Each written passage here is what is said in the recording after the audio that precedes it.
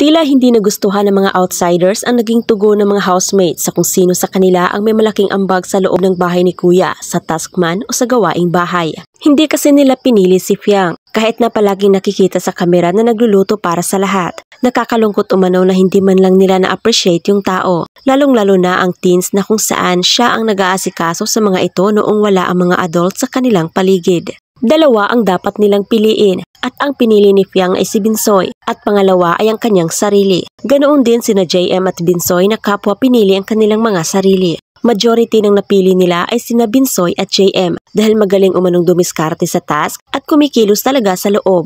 Ngunit umalma sa resulta ang mga house challengers. Ayon kay Therese ay hindi umano siya sang-ayon para kay JM dahil kung meron mang mas deserving ay si Fiang daw iyon. Marami umanong ambag si Fiang pagdating sa task at sa gawaing bahay. Ang Dongpat at si Jari naman ay parehong sang-ayon para kay Binsoy, ngunit kontra sila kay JM. At dahil dito ay mamamasukan ang dalawang binata sa loob kasama ang mga house challengers at hihikayatin naman sila ng mga dating housemates na manatili doon. At upang mahikayat nilang tumira sa loob sina Binsoy at JM, ang gagawa ng hakbang ay ang kanilang malapit na kaibigan na sina Jared at Jazz. Sa paraang ito ay malaki ang tsansa na mahihikayat nila ang dalawang housemates. Samantala, kilig to the bones naman ang naramdaman ni Jazz nang malamang makakasama niya muli si JM.